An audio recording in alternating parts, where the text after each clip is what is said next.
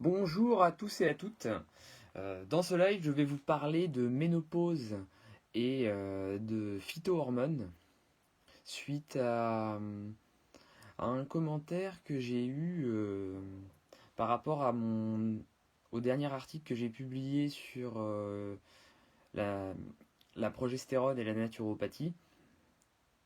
Donc la personne me demandait s'il y avait un danger justement à la consommation de ces phytohormones.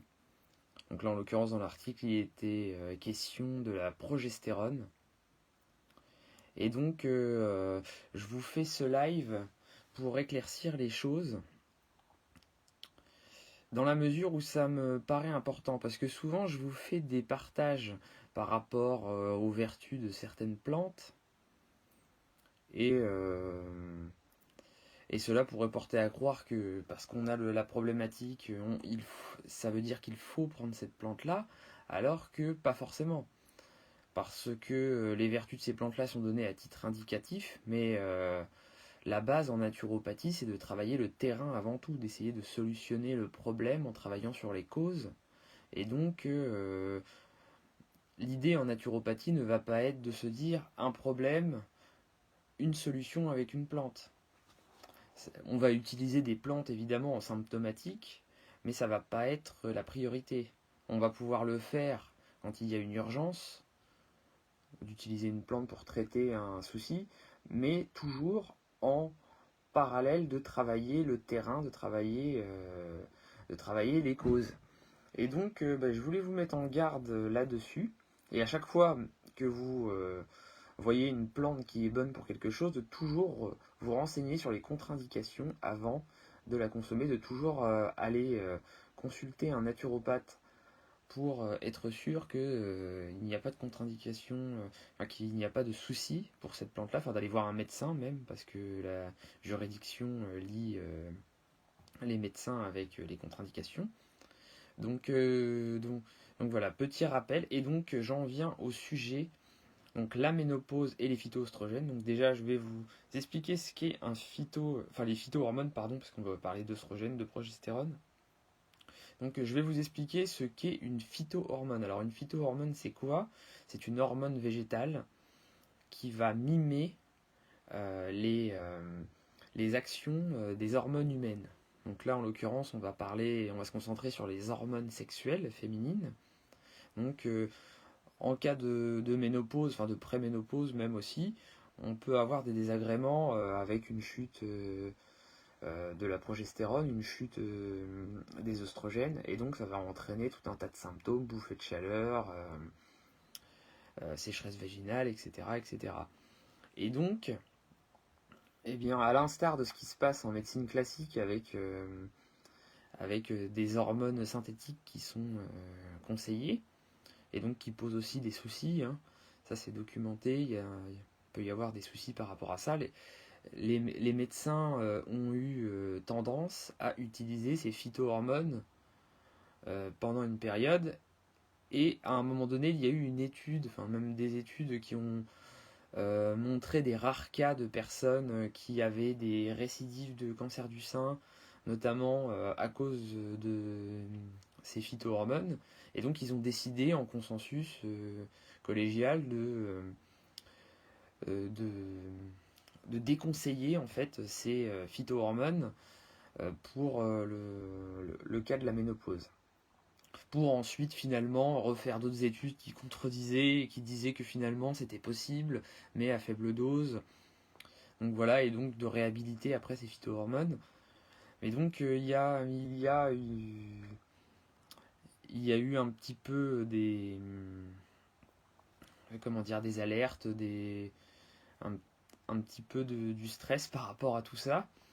Et donc je vais vous en dire plus.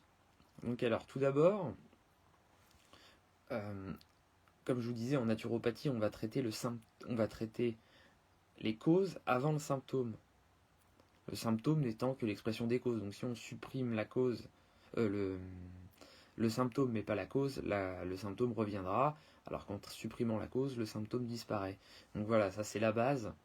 Et donc, là en l'occurrence, à la question est-ce que c'est dangereux de consommer des phytoœstrogènes, est-ce que ça peut être dangereux? Alors la réponse est oui, ça peut être dangereux. Pourquoi? Parce que on va jouer sur le système hormonal et le système donc le système hormonal au sens large, le système hormonal est interconnecté entre différentes hormones. Donc si une hormone ne va pas bien, eh bien ça se répercute forcément sur la durée sur les autres. Vous savez, ça fait un petit peu comme une horloge avec les roues qui tournent. Et donc quand une va mal, les autres vont mal après sur la durée. Et donc en surdosant une hormone, qui, eh bien ça peut conduire à des désagréments. Et en même temps, cette hormone-là, à la base, elle doit être sécrétée par le corps. Donc si on apporte une hormone végétale qui va mimer l'effet de l'hormone humaine, parce que elle va avoir les mêmes actions, elle va se fixer sur les récepteurs des hormones humaines, eh bien on peut créer tout un tas de déséquilibres sur la durée. Donc il va s'agir de travailler sur le terrain avant tout. Déjà s'assurer que les réformes de l'hygiène de vie peuvent suffire ou pas à l'amélioration des symptômes. Après, si on prend ces phytohormones, qui vont avoir un intérêt, mais donc qui vont avoir un intérêt de manière cadrée. Il ne va pas falloir faire d'automédication à en prendre comme ça, sans trop se renseigner, parce que ça peut être pire que mieux. Donc voilà ce que je voulais vous dire. Donc n'hésitez pas, hein, je vois qu'il y a du monde de connecté, n'hésitez pas à me faire un petit coucou, à liker, partager pour faire connaître ces informations et à me poser des questions si vous en avez le besoin. Donc voilà, oui, parce que c'est un sujet quand même important. Sur la durée, se surcharger d'une hormone, ça va vraiment pas être terrible. Et donc en plus, selon le cas, vous allez pas avoir les mêmes besoins. Donc même une plante qui édite bien peut être mauvaise en fait selon vous, votre cas personnel. Donc à chaque fois, il faut toujours demander l'avis d'un spécialiste. Par exemple, si vous prenez une plante qui est reliée aux oestrogènes, qui est phytoœstrogénique, et que vous avez un excès d'œstrogène, ça peut vous créer des migraines. Par exemple, vous créez des désagréments, alors que si justement vous manquez d'œstrogène, si en la prenant, vous pouvez justement avoir la résolution de ces migraines. Donc y a-t-il des questions?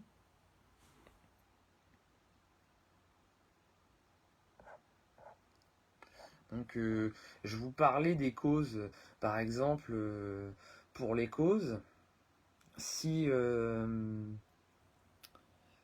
êtes stressé, alors ça va être la cause numéro 1, si vous êtes stressé, eh bien il y a tout un tas de cascades hormonales, là pas forcément sexuelles dans un premier temps, mais qui après vont dérouler sur les hormones sexuelles, c'est-à-dire que les hormones du stress, l'adrénaline, le cortisol, etc. vont être sécrétées en abondance. Derrière, ça va déréguler la thyroïde, ça va bloquer l'action des hormones thyroïdiennes. Et ensuite aussi, ça va complètement dérégler les hormones, enfin ça va bloquer en fait les hormones féminines. Donc là, dans un cadre comme celui-ci, par exemple, de stress important, eh bien ça ne va pas être judicieux d'utiliser ces phytohormones. Donc que ce soit les oestrogènes ou pour la progestérone. Donc après, pareillement, si la digestion est vraiment mauvaise, le microbiote étant étroitement lié au système hormonal, eh bien ça va créer des problématiques. Donc tant qu'on ne va pas résoudre cette problématique en question, ça ne va pas aller forcément. C'est logique. Puis en plus de ça, les intestins sont assez proches de l'utérus. Donc forcément, après, de proche en proche, eh bien, les soucis peuvent se communiquer. Donc voilà, donc en fait, il ne faut pas voir la phytothérapie comme, comme la solution miracle qui va tout arranger. Il faut travailler les choses en profondeur.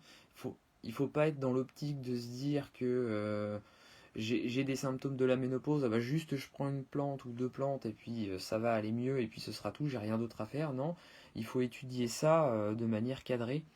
Est-il possible qu'une ménopause précoce soit induite par un stress chronique? Ah bah oui, oui, oui, tout à fait. Ah oui, oui, complètement. Puisque c'est ce que je disais en fait. Si il y a stress chronique, eh bien il y a blocage hormonal de plein d'hormones. Donc après du coup euh, blocage œstrogénique. Donc du coup qu'est-ce qui se passe? Le cortisol, l'adrénaline est sécrété, ça va bloquer plein d'autres hormones et du coup le corps va sécréter beaucoup plus ces hormones-là, mais comme il y a le cortisol qui va bloquer, ça va pas marcher, donc du coup il va y avoir parce qu'il y a les hormones sécrétées, donc par exemple en l'occurrence les oestrogènes, la progestérone au niveau sexuel, mais après il y a les hormones actives. Une hormone sécrétée n'est pas forcément active. Il y a ça aussi pour les hommes avec la testostérone qui font qu'ils ont de la calvitie parce que excès de testostérone au niveau du cuir chevelu, parce qu'en fait ils ont beaucoup de testostérone désactivée, euh, enfin inactive en fait, à cause de problèmes au niveau du système urinaire. Et du coup, eh bien, pour qu'il y ait le bon taux de testostérone active, il faut qu'il y ait un taux de testostérone en tout cumulé avec la testostérone inactive beaucoup trop important, qui fait que du coup il y a la perte de cheveux. Et là, du coup, pour revenir au côté ménopause, du coup, la réponse est oui. Là, ça peut complètement être induit par ça. Donc, c'est pour ça que juste prendre l'hormone, ça peut être la phytohormone, pardon, ça peut être rater la cible. Et ça peut même, si on prend la mauvaise plante, ça peut même rajouter des soucis. Par exemple, si le souci est lié un- à un excès d'œstrogène et que vous prenez une plante phytoœstrogénique, là, ça peut créer vraiment des soucis avec un excès vraiment exacerbé au niveau des œstrogènes. Et c'est une balance aussi entre œstrogène et progestérone. Si vous prenez une plante trop sur la durée, après votre corps, comme votre corps est censé créer cette hormone, il va se déshabituer de créer cette hormone. Un petit peu à l'image des bodybuilders qui prennent de la testostérone et qui après n'ont plus du tout n'ont quasiment plus de sécrétion naturelle de testostérone, à tel point que il y a des jeunes il y a des bodybuilders qui même à 20 ans, quand ils arrêtent de prendre les produits, eh bien ils n'ont plus d'érection carrément. Donc, euh, donc voilà, c'est pas à prendre à la légère. Et avant de faire une cure, eh bien, je vous conseille du coup de regarder bien les contre-indications et même surtout d'aller consulter un naturopathe pour que vous soyez aiguillé et qu'il y ait un suivi en profondeur, quelque chose qui voit tout. C'est parce que c'est pas très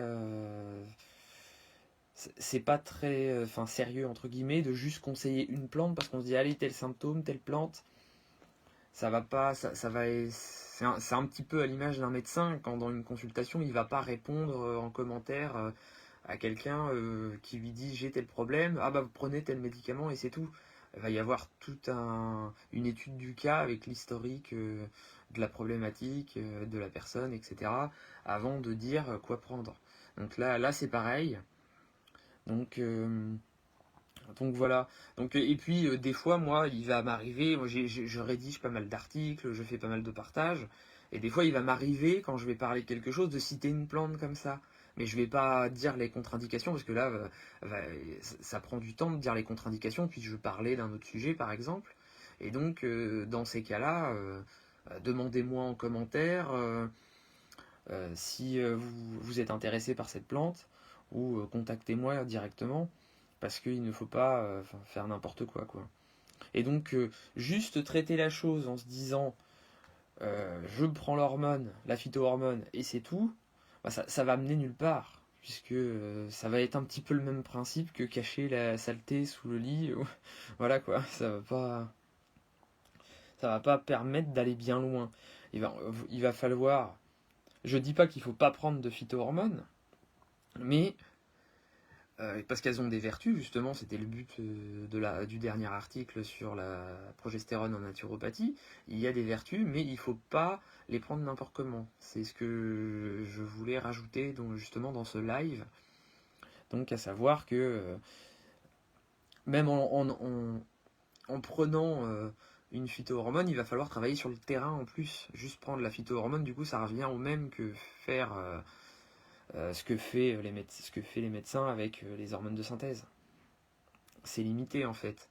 Là, en naturopathie, on vise à travailler le terrain. Donc, on va, si il est possible de conseiller une phytohormone, mais dans ce cas-là, on va travailler sur le terrain. Donc, notamment, par exemple, le stress, les problèmes, les problèmes urinaires, la prise de poids, les problèmes de peau, les problèmes circulatoires. Donc, par exemple, pour un problème circulatoire, on va conseiller la mamélis. Là c'est pareil. Hein.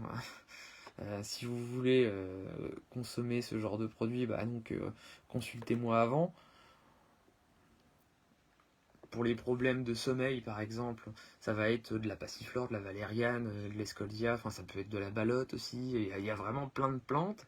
Et en fait, justement, en consultation, on voit celle qui est la plus indiquée en fonction de tout l'historique.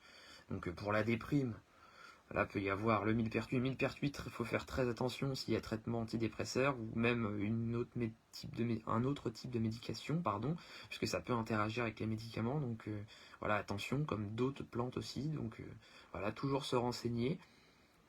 Par exemple, pour la baisse de morale, peut y avoir le griffonia qui lui va jouer avec le tryptophane, le précurseur de la sérotonine, et du coup va aider à avoir des meilleurs taux de sérotonine. Ça peut être du mucuna pour le côté dopamine. S'il y a manque de dopamine, là, même principe, c'est le précurseur de la dopamine avec la L-Dopa. Après, par exemple, pour les bouffées de chaleur, qui est la cause la principale justement de la prise de phytoestrogènes, vous allez pouvoir avoir l'aubépine par exemple, qui du coup là va pas jouer sur les hormones, mais peut aider en fait à réguler le côté stress, le côté angoisse, le côté circulation sanguine aussi un peu. Et voilà, avant de prendre des plantes, il faut se renseigner. Et donc l'idéal c'est de prendre plus des plantes de soutien que vraiment des plantes qui vont mimer le rôle des hormones. Il y a une plante, moi que j'ai, par exemple pour le côté œstrogénique, que j'aime beaucoup, c'est l'angélique. D'ailleurs j'aime beaucoup cette plante, notamment son huile essentielle. Je vous en parle souvent d'ailleurs dans les lives. Je vous en ai parlé pour le côté immunité en automne, pour s'ancrer, prendre soin de soi. Donc là, l'angélique, elle va soutenir l'action et la production des œstrogènes. Moi, pour le côté œstrogène, j'aime bien cette plante-là. Et pour le côté progestérone, j'aime bien le bourgeon de pommier. Voilà, mais là, bon, c'est pareil, hein, c'est à voir au cas par cas. Donc voilà, et donc je vous parle aussi, je voulais vous faire une petite parenthèse sur le gâtillier, parce que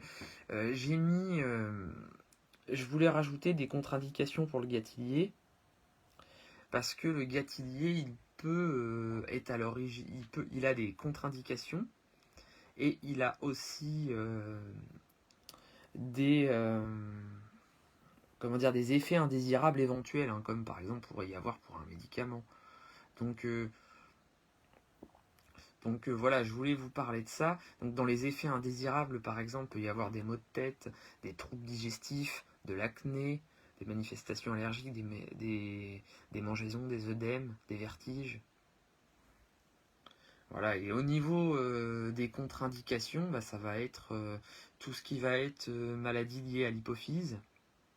Donc l'hypophyse, c'est une hormone qui est là, donc qui est la grande chef d'orchestre du système hormonal. Elle régule tout.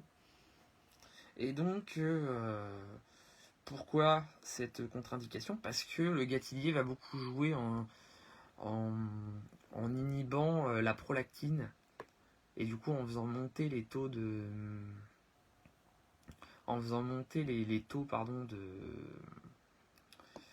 de progestérone. Et donc il va falloir éviter en cas de maladie liée à l'hypophyse. Il va aussi falloir éviter en cas de cancer hormonodépendant, cancer du sein, les choses comme ça, enfin tout ce qui va être lié un petit peu à la sphère sexuelle. Éviter chez quelqu'un qui vient d'arrêter la pilule, parce que le temps que justement l'hypophyse se réhabitue aux ovaires. Éviter aussi pour les enfants, les adolescentes qui sont en plein développement en fait. Donc voilà, oui, parce que c'était un article que j'ai publié il y a un an, et du coup, voilà, je rajoute cette précision que je vais modifier sur l'article. Donc voilà, avez-vous des questions?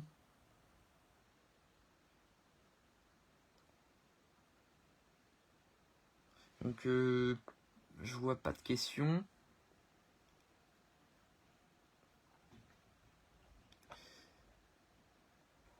Sinon, parce qu'en général, j'ai tendance à faire des lives un peu longs. Là, je sais pas à combien de temps on est. C'est pas marqué, moi, sur mon téléphone. Donc voilà, là, je vous parlais du gâtillier. Si vous voulez, je peux vous parler aussi d'autres plantes. Donc, par exemple, je peux vous parler du houblon. Donc, le houblon, je vous parlais tout à l'heure de quand on a trop d'œstrogène, si on le prend comme lui, il est oestrogénique, eh bien, il va pouvoir accentuer les migraines et les règles douloureuses. Si on en a trop, par contre, si on en manque, là, du coup, qu'on coche la bonne case pour cette plante, là, ça va être une bonne plante, mais encore une fois, pour les phytoœstrogènes, du coup, ce qu'il en ressort, c'est qu'il faut bien réfléchir s'ils sont judicieux à la consommation pour votre cas, et si oui, eh bien en prendre des quantités modérées. Donc par exemple pour le tofu, ça va être 200 grammes maxi par jour pour le côté œstrogénique, et voilà, en prendre des quantités modérées et pas trop longtemps. Et donc par exemple aussi pour le gâtillier, je rajoute que comme c'est quelque chose qui joue sur l'hypophyse, à la fin on s'habitue exactement de la même façon, donc faut pas le prendre trop longtemps non plus. Donc voilà, chaque plante a sa spécificité en fonction du moment où vous en êtes dans le cycle, eh bien, elle va pas avoir le même intérêt. Par exemple, en début de cycle, on va plus prendre des plantes œstrogéniques. En deuxième partie de cycle, des plantes qui vont jouer sur la progestérone. Et donc, il ne va pas falloir faire n'importe quoi. Il faut bien qu'il y ait un bilan sanguin avant la prise de ces plantes-là, pour pas faire n'importe quoi. Voilà, c'était le petit live du jour, justement, là, l'info que je voulais véhiculer. Donc, n'hésitez pas si vous avez des questions à me les poser en commentaire, j'y répondrai avec plaisir. Donc voilà. Je vous souhaite une bonne journée, je vous dis à bientôt, bon week-end. Enfin, bonne fin de week-end.